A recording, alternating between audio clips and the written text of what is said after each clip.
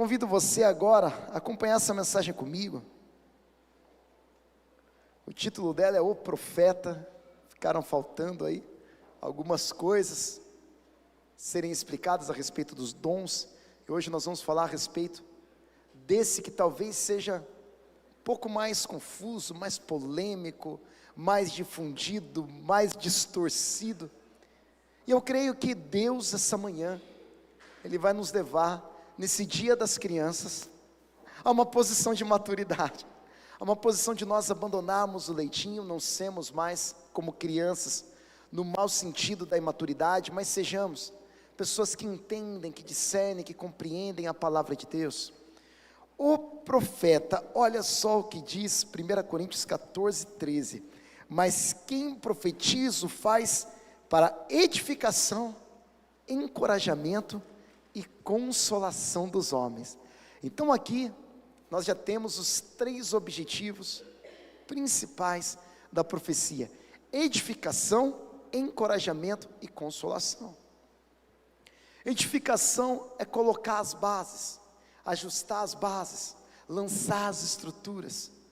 Existe um versículo na Bíblia, de verdade, a gente está lá em 1 Coríntios capítulo 14, verso 3, esse daí, obrigadão Elô, obrigado Vitor, que está dizendo que a profecia é para edificação, encorajamento e consolação. Vocês estão comigo? Vocês acreditam? Amém, então estamos na mesma conexão aqui, vamos continuar. Edificação é lançar as bases. Então imagina, se uma edificação, se uma estrutura, se as bases forem ruins, o que vai acontecer com o tempo? Esse prédio vai ruir, esse edifício ele não vai se sustentar. E o que é o profeta trazendo edificação? Eu creio que a edificação, muitas vezes ela vem como correção, porque imagina realmente uma obra civil, e está sendo colocadas as estruturas, e aquele material ali está errado. Mandaram uma amostrazinha para o IPT do solo e viram que aquele cálculo estrutural estava errado. O que o engenheiro da obra tem que fazer? Corrigir. Se ele não corrigir, ele está levantando um prédio que vai cair daqui a pouco tempo. Mas imagina, você acha que é fácil corrigir? Não, todo mundo vai ficar triste, vai trazer um prejuízo milionário às vezes, mas é importante. Então edificação tem muito a ver com correção. Edificação tem muito a ver com colocar as estacas, colocar as bases da maneira correta. Além disso, lançar as bases. O profeta é aquele que vai trabalhar para que os ministérios vão se edificando, consolidando. Eu lembro, uma vez eu estava com a pastora Marli no congresso, eu nem era pastor ainda, e ela voltou, ela falou: recebi algo de Deus, a gente precisa de um ministério de dança na igreja. Olha que interessante. Quem edificou esse ministério? Ela, através do discernimento profético. Então ela veio, levantou as pessoas, o ministério aconteceu. Quantos não foram impactados, transformados, abençoados através disso? Então a edificação está aí. Também no desenvolvimento do ministério, na igreja, nós vemos isso quando foi fundada, sempre o profético trabalhando: olha, estou vendo tal lugar, eu estou vendo que é para começar assim, e vai edificando, colocando as bases e corrigindo. O profeta também traz encorajamento. Eu creio aqui, olhando para vocês, eu creio que a grande maioria aqui já recebeu um encorajamento profético, não é verdade? Olha só, Irã, Deus está mostrando aquilo lá que você está orando, Ele está fazendo, e você sai daqui como animado, glória a Deus, e Deus vai fazer. Você chegou com o coração triste, mas você recebe uma palavra profética, aquilo te encoraja, te dá ânimo, te dá vontade de lutar, de prosseguir. Outra coisa também, e outro ponto aqui é a consolação dos homens. Quantas vezes nós chegamos destruídos, arrebentados, o Espírito Santo vai lá, através da profecia, e nos ajuda, nos consola. Agora sim, vamos para os falsos profetas. Não assim para eles, mas entender quem são eles, né? E para eles não é legal não. Quem são os falsos profetas? Olha só o que diz a palavra de Deus. Gálatas capítulo 1, verso 8. Mas ainda que nós, ou um anjo do céu, pregue um evangelho diferente daquele que lhes pregamos, que seja amaldiçoado.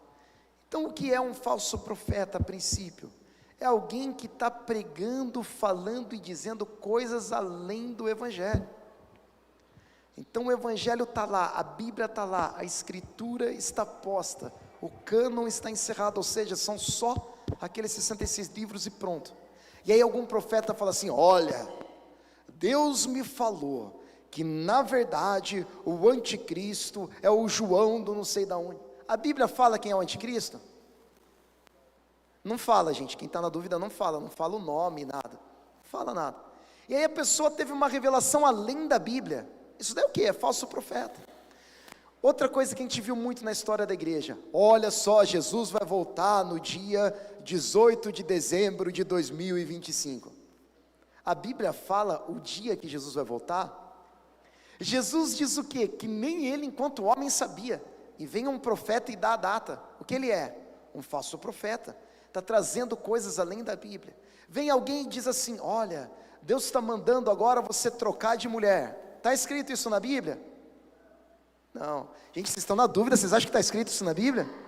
Meu Deus, que Bíblia vocês estão lendo? Meu Deus, não está não, relaxa. Meu Deus do céu, né? Não está. A gente não lê a Bíblia do Fábio Júnior, a gente lê outra, né? Fábio Júnior, Roberto Justus, eles estão lendo outra Bíblia lá. A gente não lê, para a gente casamento é para sempre. E aí o que acontece? Você pega essa profecia e você vê se ela está de acordo com a Bíblia. Falou além, falou diferente da Bíblia? Outra coisa, 1 Coríntios 14, 29, tratando-se de profetas, falem 2 ou 3, e os outros julguem cuidadosamente o que foi dito. Quando nós vamos para o Novo Testamento, o profeta, aquele que exerce ofício profético no Novo Testamento, hoje, na igreja, ele não é um Elias, gente, ele não é um Samuel, ele não tem a autoridade canônica. Ele falando, ele não é inspirado por Deus no sentido bíblico, de que cada palavra que sai da boca dele está sendo controlada pelo Espírito. Então o que nós aprendemos no Novo Testamento? Você recebeu uma palavra profética, o que você faz com essa palavra profética? Você analisa, você julga. Então no Novo Testamento existe um discernimento acerca da palavra profética.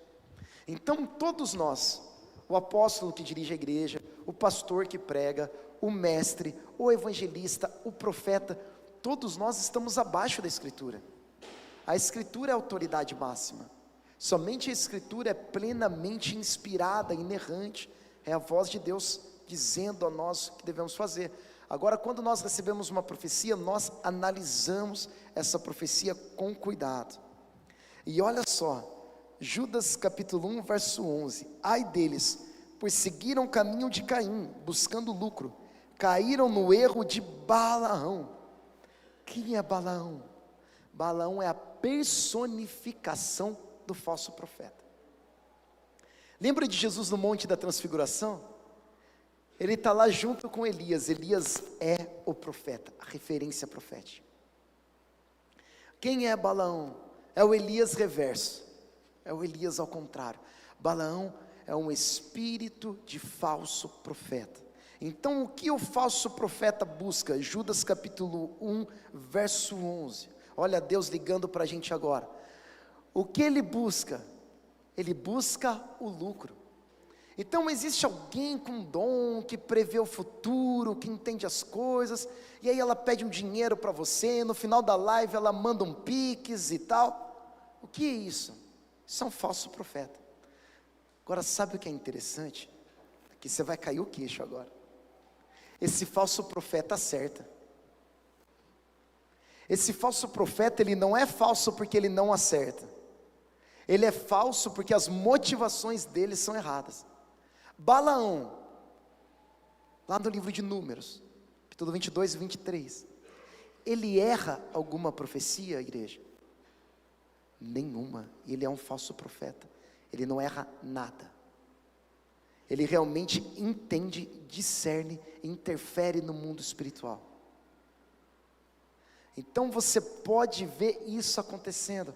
Pessoas que se perderam no ministério, estão buscando apenas lucro, vão falar apenas aquilo que você quer ouvir, vão buscar um pagamento ou uma troca no final, e isso é falso profeta. Apocalipse 2,14, tenho contra você algumas coisas. Vocês têm aí pessoas que se apegam aos ensinos de Balaão. Olha ele lá de novo, que ensinou Balaque a armar ciladas contra os israelitas, induzindo-os a comer alimentos sacrificados a ídolos e a praticar imoralidade sexual. O profeta, ele não preza pela santidade, ele não tem uma vida idônea, ele não está seguindo os princípios bíblicos, ele é também um Balaão, ele é um falso profeta. Então, identificando um falso profeta, o ponto principal aqui não é saber se ele acerta ou se ele erra, não é isso, é saber se ele tem caráter, se ele busca lucro, ou se ele está como Balaão, introduzindo práticas pagãs e erradas para a igreja, mesmo que ele acerte, mesmo que ele veja aquilo que estava oculto, ele é um falso profeta. E muitas vezes nós reduzimos esse entendimento de falso profeta somente no sentido de acertar ou errar. Isso é um grande erro da nossa parte. E algo que Deus tem colocado no meu coração para trazer à igreja é quando o povo quer oráculos. O que é um oráculo? Não sei se vocês assistiram aquele filme do 300. No comecinho da guerra, o rei ele vai para um lugar, ele vai para um templo pagão, e nesse templo pagão tem os oráculos ou as ninfas, que são pessoas que ficam lá no templo, vivendo naquele lugar, e você chega até lá e pergunta o que vai acontecer. E aí, eu vou para a guerra ou não vou? Eu faço ou não faço? Tal coisa vai acontecer ou não vai? E o oráculo traz, através de códigos ou de uma maneira mais direta, o que vai acontecer. E eles vão lá e deixam dinheiro, eles deixam a sua oferenda.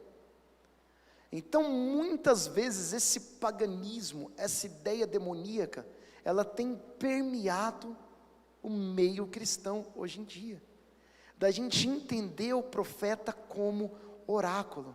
Quem é o oráculo? Alguém que você vai lá e pergunta o que você deve fazer ou não deve. E aí você vai lá e pergunta, se chega com a resposta, vai embora. Vai lá e pergunta. Relacionamento com Deus? Nenhum. Com Cristo? Nada. O profeta é só um oráculo. Você não precisa tomar decisões, você joga tudo em cima dele. Olha lá, em Delfos, na Grécia, e aqui eu coloquei até uma imagem para vocês. Esse santuário é dedicado a Apolo, o deus da profecia. Para a cultura grega, o deus da profecia era Apolo. A sacerdotisa principal se chamava Pitia, ou aqui no caso, a própria profeta, o oráculo. Ela sentava sobre uma fenda rochosa, de onde subiam gases, entrava em transe e pronunciava palavras enigmáticas. Os sacerdotes interpretavam suas falas e entregavam respostas aos consulentes, aqueles que consultavam. Então esse daqui é um ritual demoníaco, esse daqui é um ritual pagão, esse daqui é um ritual grego. Isso daqui é a mesma coisa, trazendo para os dias de hoje, de consultar uma cartomante, uma taróloga, ou qualquer outro tipo de sorte. Então você vai num lugar, aquela pessoa interpreta, te traz dicas e mostra o que vai acontecer. Se a gente entende profeta desse jeito, qual diferença temos nós dos pagãos? Se profeta para a gente é isso, alguma coisa está muito errada. Continuando, olha essa história que interessante. O rei Creso, que era rei da Lídia, antes de uma guerra, ele pergunta a Pitia se deveria guerrear. E aí ela responde: se fores à guerra, destruirás um grande império. Ele foi e destruiu o próprio império. O oráculo nunca mentiu, mas não revelou a verdade de Deus e induziu a perdição. Então o que nós vemos aqui? Os oráculos, eles são o próprio diabo através de artimanhas malignas, gerando dependência, para que as pessoas façam o que ele quer e zombando das pessoas. Isso daqui envolve zombaria, isso daqui envolve diminuição do que é o ser humano. Esse daqui é um Deus, Apolo, tão distante, mas tão distante, que ele vai falar um enigma ou outro ali e está pouco se importando se você vai conseguir se virar ou não. Se a gente acredita num Deus assim, no ofício profético desse jeito, a gente pode se juntar aos gregos, consultar qualquer tipo de magia e ocultismo, porque nós somos absolutamente iguais a eles. Não é, profecia não é isso. Olha as diferenças. O profeta bíblico, a fonte dele é o Espírito Santo, Yahweh, o próprio Deus. Enquanto no oráculo pagão, espíritos enganosos, demônios, deuses falsos.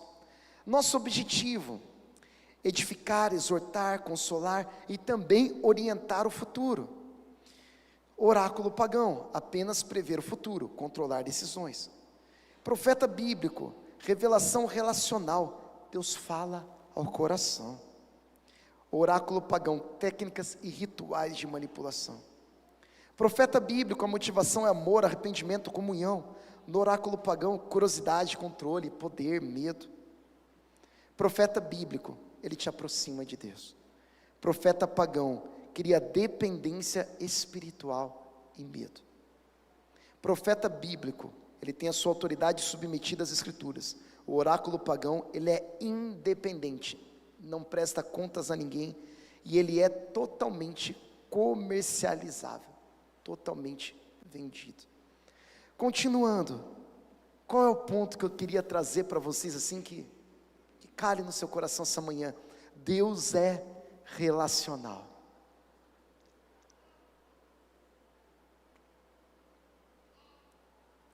Você pode colocar a mão no teu coração aí? A gente falou tanta coisa pesada, não é mais importante. Sentir no teu coração aí, Deus é relacional, porque Ele é Deus todo-poderoso, Criador dos céus e da terra, incomparavelmente superior a qualquer coisa. Ele quer se relacionar com você. Pai, em nome de Jesus, essa manhã, quebra todo paganismo, toda maldição, toda estrutura maligna e demoníaca, que nos afasta de um relacionamento sadio com o Senhor. E a palavra de Deus diz assim, igreja: aproximem-se de Deus e Ele se aproximará de vocês. Buscai a Deus de todo o coração, e Ele vai se revelar a você, Ele vai se relacionar a você. Então, igreja, o propósito de Deus aqui jamais vai ser criar um tipo de ritual onde você gere consultas enigmáticas. O objetivo de Deus com você é se relacionar como um pai se relaciona com um filho, num relacionamento íntimo, de crescimento. Ele não vai lançar você à própria sorte, Ele não vai lançar enigmas para você ficar absurdamente perdido. Ele deseja se relacionar com você. Um profeta bíblico não é um profeta pagão. Um profeta bíblico, ele vai te aproximar de Deus, ele vai levar você até Deus, ele vai facilitar o teu relacionamento e não comercializar o seu relacionamento com Deus colocando uma barreira. Isso é tão importante de ser entendido, que toda vez que nós estamos desenvolvendo na linha profética, sempre que a pastora Marli está aconselhando, ela vai levar a pessoa a dizer assim, ó, estuda a Bíblia, estuda a palavra, vai nos cultos, faz isso. O que a pastora Marli está fazendo? Ela está levando você para um nível relacional com Deus. Ela não é uma profeta pagã, ela é uma profeta do Senhor. E como muitas pessoas interpretam? Ah, ela não quer mais trazer profecia para mim. Ah, ela quer que eu me vire agora. Vocês já perceberam que muitas vezes no relacionamento profético, pessoas que estão começando na fé, eles acabam tendo uma super atenção, e depois essa atenção do profeta vai diminuindo. Por quê? Porque ele está te empurrando para um nível relacional. O profeta não é um intermediário, o profeta não é alguém que está entre você e Deus. O profeta é alguém colocado por Deus para trazer a vontade dele a você e levá-lo a um outro nível de relacionamento. Nós não estamos num paganismo onde você consulta o que você vai fazer, o que você não vai fazer. Nós estamos num cristianismo onde Deus, o Todo-Poderoso, nos dá uma promessa dizendo que o Espírito Santo habitaria dentro de nós. É essa a verdade, é essa a realidade do Evangelho muito poderosa. Nós não precisamos sair consultando, pagando, nos vendendo. Nós temos o Espírito Santo dirigindo o nosso coração, e isso é espetacular, igreja. Eu gostaria que você nessa manhã entendesse, conforme essa imagem que vai chegar aí, a palavra profética como uma placa. Em que sentido? O Airan, o Gumer, eles vão voltar para São Paulo, e na hora que eles estiverem na Ayrton Senna, na Dutra, onde o Waze colocar, eles vão chegar numa placa. A placa vai estar escrito o quê? São Paulo, Marginal, não sei, está escrito São Paulo. E aí o que o profeta faz? O profeta, ele atua como se fosse essa placa. O profeta está dizendo: olha, Irã, você vai chegar em São Paulo. Está vendo São Paulo? Aquela cidade grande, incrível, com os melhores restaurantes, né? Aquela cidade tão gostosa, né? Que nem tem poluição nem nada. Você está chegando lá em São Paulo. Então o Gumer e a Paty estão lá, daqui a pouco vai ter uma placa São Paulo. Eles vão sentir o quê? Ah, ufa, estou chegando em casa, glória a Deus, vou dar uma descansadinha domingo à tarde, né? Essa placa está mostrando para onde eles estão indo. Essa placa é o profeta. O profeta está dizendo: ó, vocês estão chegando em São Paulo. Mas, no meio do caminho, o Airão fala assim: ah, eu vi um lugar aqui, Mel, no Instagram, um restaurante lá em Guararema, que tem, né, Fábio, um peixe maravilhoso. O Fábio conhece, depois você fala. Um peixe maravilhoso, um negócio incrível. O que ele faz? Ele pega um retorno. E aí depois que ele pega um retorno e vai para Guararema, ele vai falar para Mel: ó, Mel, aquela placa estava errada, hein? Aquela placa disse que eu ia para São Paulo, fui nada. Vocês estão comigo? Fez sentido? Então a placa está mostrando onde ele vai chegar, desde que ele continue naquela estrada, ele continue naquele caminho. Se no meio do caminho ele mudar de ideia e pegar um retorno, ele vai para outro lugar. Então muitas e muitas vezes Deus está mostrando, Deus está colocando placas, Deus está avisando, e o profeta funciona como essa placa. Olha, a tua família está sendo transformada, Deus está operando grandes coisas na tua casa, e você está vindo na igreja, e você está buscando o Senhor, e você está lendo a Bíblia, e você está aqui domingo de manhã, oh glória, e você está caminhando nessa estrada, igual os nossos irmãos indo para São Paulo. E aí chega no meio do caminho e você fala: ah, não sei não vou mais na igreja, ah, cansei desse negócio de igreja, vou buscar Deus na minha casa, ah, não sei, não vou fazer mais, vou parar de ler a Bíblia. O que você fez? Você tomou um retorno. Essa profecia, essa palavra, essa placa, ela vai funcionar para você? Não. E aí se não funciona, a culpa é de quem? Da placa, a culpa é do profeta, não é? Então existem, igreja, profecias que elas vão acontecer independentemente de você fazer ou não. Por exemplo, o plano do evangelho. Jesus vai vir e pronto, o diabo tentou lá um monte de coisa e não deu certo, porque é uma palavra direcionada por Deus que simplesmente vai acontecer e pronto. Mas existem palavras que são direcionamentos, estão mostrando como se fossem placas: olha, você está no caminho certo, continua acelerando, olha, você vai chegar lá. E eu vou provar isso biblicamente para você. Olha só, Êxodo capítulo 3, verso 8 e 9.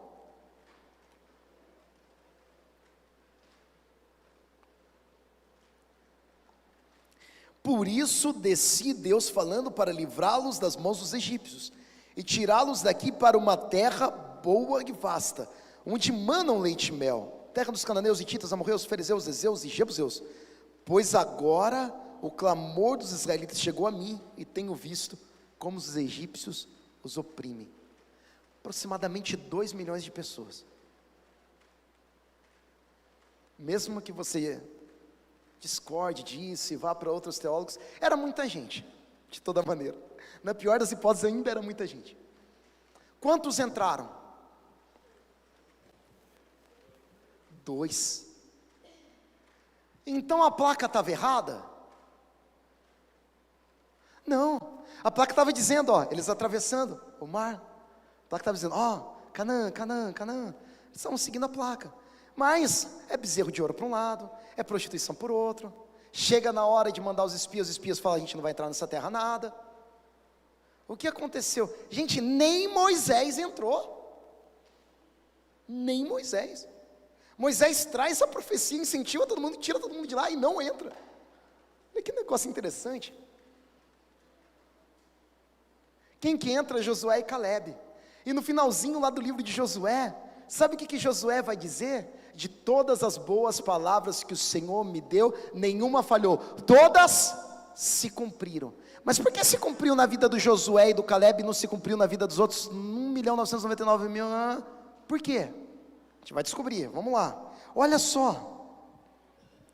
Então Samuel disse a Saul: procedestes neciamente como um louco, você fez uma burrada no português de hoje, e não guardaste o mandamento do Senhor teu Deus que Ele te ordenou, pois agora o Senhor teria confirmado o teu reino sobre Israel para sempre. Saul tinha uma promessa de um reino que subsistiria para todo sempre. Se cumpriu? Não. Samuel estava errado? Não. Perceberam? Então, por que existem profecias que não se cumpriram? E aí eu vou chegar num ponto importante, que mostra, essa próxima imagem, como Josué chegou lá. Olha só, 1 Timóteo 1,18. Paulo dizendo: esta é a incumbência, o dever que eu te dou, meu filho Timóteo, conforme as profecias que foram ditas a teu respeito, para que por elas combata o bom combate. Lute pelas profecias que Deus te deu. Oh, glória a Deus. Não é para a gente esperar a profecia deitado numa rede, é para a gente esperar a profecia do Senhor, com o escudo da fé, com a armadura de Deus, com a espada aqui nas nossas mãos. É para a gente lutar. Porque Josué pôde dizer no final da sua vida: todas as promessas do Senhor na minha vida se cumpriram, na de vocês não? Porque ele pôde dizer isso? Porque não existe uma sequência maior de batalhas na Bíblia, de sangue derramado, de luta, do que o começo do livro de Josué, gente. Vai ler Josué: guerra, guerra, guerra, guerra, guerra, guerra, guerra. E Josué está lá o tempo todo. E quem era o comandante de guerra na época de Moisés? Adivinha? Josué. Josué estava acostumado a lutar. Igreja, quem tem profecia de Deus aqui? Quem tem promessa de Deus? Então vamos lutar, vamos conquistar em nome de Jesus. Esse é o tempo. Deus nos chama para essa realidade. Pode aplaudir o Senhor, glorificar Ele. Aleluia, Jesus. Glória a Deus. Se nós já temos profecias, eu tenho profecias lindas, espetaculares na minha vida que ainda não se cumpriram. O que seria lógico eu fazer? Esperar por outras profecias ou lutar pelas profecias que eu já recebi? E o que a gente faz? Eu vou na pastora Marli, eu vou na pastora Regina, eu vou no pastor Léo, eu vou na pastora Gabi, eu vou buscar um monte de profecia para ver se confirma, para ver se é mesmo, e profecia. Lembra da profecia que Davi recebeu para matar o Golias? Lembra? Qual profecia que era? Nenhuma. Foi lá e lutou. Não é o meu ponto aqui tirar a importância, tanto que vocês vão ver aqui na conclusão. Mas o meu ponto aqui é a gente entender o quanto nós precisamos lutar pelas profecias. E como você luta pelas profecias? A nossa arma, ela não é física, ela não é humana, ela não é carnal. As armas da nossa milícia não são essas. Quais são as armas espirituais? Qual é a guerra que o apóstolo Paulo fala no livro de Efésios? A armadura de Deus, oração, leitura bíblica. Você está aqui, você não está lá na tua casa. Já é uma batalha que você venceu a batalha contra a preguiça, contra a indiferença espiritual. Você deu um glória a Deus, um aleluia, você recebeu a palavra, mais uma batalha que você venceu. Você orou na tua casa, mais uma batalha. Leu a Bíblia, mais uma batalha. O que são as batalhas? Como nós reagimos e agimos diante das disciplinas espirituais. Por isso nós levantamos a importância do discipulado. O discipulador é alguém que vai te auxiliar, vai te conduzir nas disciplinas espirituais. Isso é importante, é ler a Bíblia. Eu estou numa batalha na minha vida financeira, não sou dizimista. Meu Deus, você está arrebentado. Não é? O que a Bíblia diz? Eu estou precisando de luta financeira? Vou para a Bíblia. O que a Bíblia diz? O que eu tenho que fazer? Vai lá, procura, leia. Então o que eu faço? Estou em dúvida. Marli, dá uma profecia para mim. Oh Senhor, tem misericórdia do Michel, de novo, arrebentou tudo, está todo endividado. Aí Deus está mostrando misericórdia, glória a Deus. Aí Deus mostra misericórdia, vou para casa feliz. Segunda-feira eu não leio a Bíblia, terça-feira eu não leio, quarta-feira eu desobedeço, quinta-feira eu não vou trabalhar, sexta-feira eu brigo com o meu chefe, sábado eu não consigo engolir um sapo. Vocês estão comigo? Eu estou pegando pesado, né, gente? Perdão. Mas assim, gente, na hora que todo mundo conquistar vai ser tão legal. Aquele negócio que dá trabalho ali. É igual às vezes eu brinco com as crianças, e eles estão meio com preguiça. Falo, gente, vamos lá, vamos se arrumar, vai ser legal. Aí depois que eles se arrumam, nossa, pai, compensou mesmo, valeu a pena. Então é exatamente isso, não é nenhuma raiva, não é nenhuma indireta, não é nada disso. É realmente para te incentivar a lutar, para ver essas coisas acontecerem. E olha só o que diz Isaías 38, do 1 ao 5. O louvor pode se preparar aí para parecer que eu estou acabando. Naqueles dias Ezequias ficou doente, à beira da morte. O profeta Isaías, filho de Amós, foi visitá-lo e lhe disse: assim diz o Senhor, põe a casa em ordem, porque você vai morrer, você não se recuperará. O que está escrito na placa? Você vai morrer, morte. Ezequias virou o rosto para a parede e orou ao Senhor: lembra-te, Senhor, de como tenho te servido com fidelidade, com devoção sincera, e tenho feito o que tu aprovas. E Ezequias chorou amargamente. Então a palavra do Senhor veio a Isaías: vá dizer a Ezequias: o que é Deus? Assim diz o Senhor, o Deus de seu antepassado Davi: ouvi a sua oração e vi suas lágrimas, acrescentarei 15 anos à sua vida. Olha só, a profecia de Isaías para Ezequias sobre a morte do rei não se cumpriu. E aí o meu convite para você, para lutar pelas profecias, é esse. Tanto Ezequias quanto Davi, eles oram, eles lutam, mesmo tendo profecia contrária. E quantas vezes a gente com profecia a favor não luta? Deus já está dizendo, a porta já está aberta e vai dar, e você desistiu? Não, se levanta em fé em nome de Jesus. O que aconteceu? Ezequias orou, Ezequias buscou a Deus. Tem oração de Ezequias que não dá tempo aqui. Ele chora amargamente, ele pede, ele muda a profecia. Tinha uma profecia contrária, tinha uma placa dizendo para um lugar, ele faz Deus mudar a placa. Meu Deus! E o Senhor já tem para mim e para você placas, profecias, promessas tão incríveis para a nossa vida, para a nossa carreira, para a nossa família. Em nome de Jesus eu convido você a se levantar aqui, não vamos perder tempo não, vamos lutar, pode aplaudir a Ele, pode celebrar a Ele. Senhor, se levanta um exército nesse lugar essa manhã, Pai. Jesus, Pai, nós vamos lutar por cada palavra profética, nós não vamos duvidar, porque quando a dúvida entra no nosso coração, a gente é derrotado, igreja. A gente não vai duvidar, a gente vai lutar, a gente vai enfrentar, a gente vai buscar a Deus, e nós testemunharemos a vitória em nome de Jesus, igreja. Jesus, eu vi 2 casos, só para encerrar rapidinho, de Deus fazendo isso, 2 aplicações, de uma família orando, buscando a Deus durante uma crise financeira. Deus trouxe uma palavra assim: olha, vai lá, e vocês vão ter que se desfazer de coisas e tal. E Deus foi lá e reverteu na hora, mediante o coração e a oração daquela família, e já tem até o testemunho pronto. Olha Deus fazendo, uma família que foi lá, ajoelhou, orou, veio à igreja, buscou a Deus, Deus reverteu. E o último, a vida do meu pai.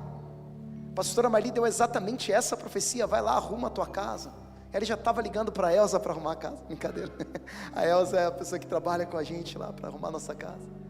E aí ele pegou e ficou meio assim, e começou a orar para Deus. A igreja começou a orar, porque senão a igreja ia acabar naquele momento. E o que Deus fez? Deus reverteu a profecia, igual reverteu nesse caso. Os médicos pegavam os exames dele e falavam: não, você está morto. Não, ele não está morto. Deus reverteu a profecia. Por quê? Porque ele lutou, ele orou lá no leito da UTI. A igreja inteira se uniu aqui e orou, e orou, e orou, e Deus fez. Não é tempo da gente tratar profeta como oráculo, de cobrar profeta. É tempo da gente incentivar, da gente abençoar, da gente ajudar, da gente orar pela profeta, da gente crer e da gente lutar junto, porque Deus tem vitória para nós, em nome de Jesus. Glória a Deus.